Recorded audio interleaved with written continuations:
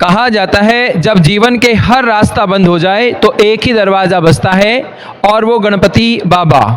हम बात कर रहे हैं जहां राजस्थान के सीकर जिले के रिंगस के पास नज़दीक ही सरगोट के पास स्थित है परशुराम या सिमाला मोड़ के पास गणपति धाम।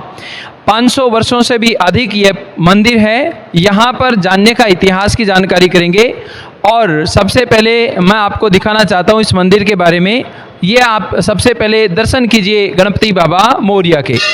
यहाँ पर हम महाराज जी से बात करते हैं। सबसे पहले महाराज जी, आपका हमारे दर्शकों के इस चैनल पर आप सब लोगों का सबसे पहले आपका स्वागत है। आप अपना थोड़ा सा परिचय दीजिए। गणपति धाम श्री महाराज जी राम रतन दास जी महाराज के शिष्य दौलत दास जी महाराज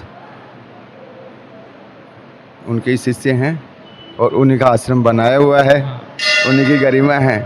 उनके जीवन के अंदर गणपति की साधना पूर्ण अष्ट सिद्धियों से नवनिधियों से विद्यमान थे।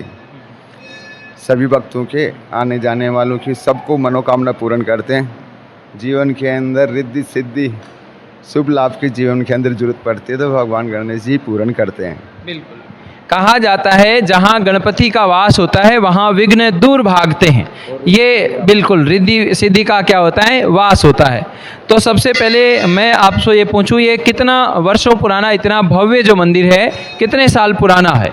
ये 25-30 साल पुराना ही है। 25-30 साल पुराना? 25 साल मानो। 25 साल मान लेते हैं। तो इसकी स्थापना किसने की? बाबा राम रतन दास जी महाराज ने की। बाबा राम रतन दास जी महाराज ने।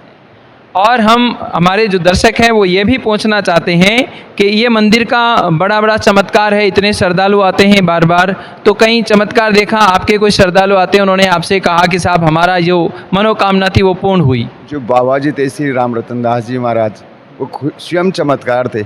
वो अष्ट सिद्धियों से नवनिधि से परिपूर्ण थे।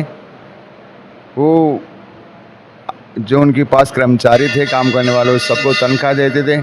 अपने जीवन के अंदर वो कहीं गए नहीं मांगने के लिए, यहीं पे रहे। राष्ट्रीय सीधा नवनिधि आती तो वो पूर्ण करती रही है अपने जीवन में। और उनके बड़े बड़े भंडारे, बड़े बड़े यज्ञ हुए हैं।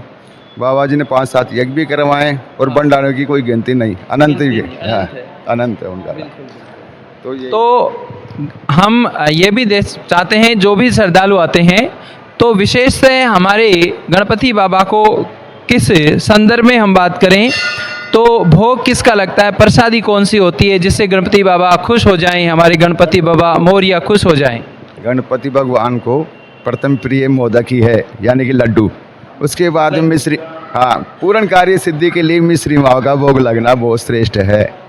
तो और बेसन के लड्डू विशेष हैं? बेसन के भी हैं, मूंग के भी। हाँ, लड्डू नाम से ही पसंद है गणपति भगवान को, वही पूर्ण करते हैं। और विशेषतः कोई ऐसी तिथि होती है जिस दिन ये दरबार बिल्कुल सजता है, तो वो भी बताइए कौन कौन सी तिथियों पर ये विशेष आयोजन होता है, जहाँ क्या निकलती हो? भाद्रवा सुदी गणेश चतुर्थी को विशाल भंडारा होता है और जन्मोत्सव का विशाल कार्यक्रम होता है। सभी साधु संत उनका समागम होता है और बहुत विशाल कार्यक्रम उसी रोज होता है। एक गुरु पूर्णिमा का होता है विशाल कार्य और एक अमरनाथ की झांकी का जो आज है। आज है, हाँ। तो 11 बताई जाती है आज तो? हाँ, एकादशी का। ठीक है। और हम ये भी जानना चाहें कि जो दूर से हमारे श्रद्धालु आते हैं उनके लिए आप क्या संदेश देना चाहोगे कि आप क्या लेके आते हो, मनोकामना वगैरह तो किस तरह से पूर्ण हो, उसके संदर्भ में बताओ। जो भी भगत अपनी मनोकामना लेके आए थे, सर्वप्रथम तो उनको गणपति पे पूर्ण ध्यान देना चाहिए। हाँ। क्यों जीवन के अंदर अष्ट सिद्धियों की, नवनिधियों की जीवन के अंदर जरूरत पड़ती है, शुभ लाभ की भी जरूरत पड़ती है, तभी जीवन साकार है। तो गणपति भगवान ही परिपूर्ण है और जो सुबह उनकी साधनाएं और दर्शन करता है वो पूर्ण सिद्धियों से परिपूर्ण होता है। बिल्कुल। और सामर्थ्य घर बनता है वो उसका। बिल्कुल। तो ये संदेश दिया है श्रद्धालुओं को कि आप पूर्ण मनोकामना से यहाँ मंदिर में आता है, उनकी मनोकामना पूर्ण होती है, रिद्धि सिद्धि आती है, घर में लाभ लक्ष्मी सब चीज़ों का निवास होता है। और कहते हैं कि जहाँ गणपति महाराज विराजमान है वहाँ तो सब धन धान्य संपूर्ण होता है। ये ध्यान रखना है। और बाहर का जो दृश्य है वो भी हम आपको दिखाते हैं, जहाँ प्रसादी वितरण का कार्यक्रम भी चल रहा है।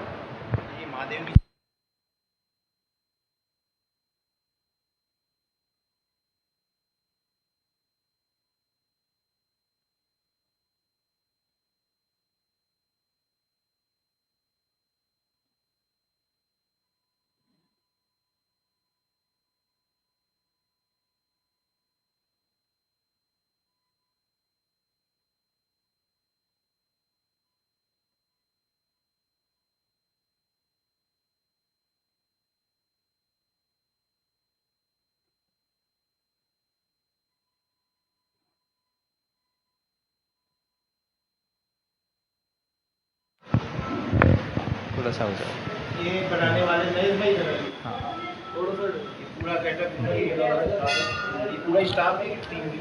अच्छा, यहाँ पर विशेष संदर्भ में देखें तो ये आपको दिख रहा है, ये विशेषतः झांकी का कार्यक्रम है। जो अमरनाथ झांकी है, बिल्कुल ये बर्फ जैसा एक माहौल या पहाड़ जैसा दिखाई देने वाला दृश्य है।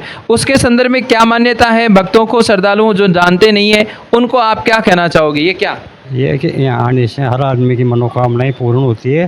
और ये कम से कम 30 साल से चल रहा है यहाँ पर। ये कार्यक्रम 30 साल से हर साल होता है एकादशी। एकादशी को, हर एकादशी को होता है, नहीं श्रावण जैसे सावन वाली को, हाँ, शुभ लाभ है ना, पितरदास एकादशी।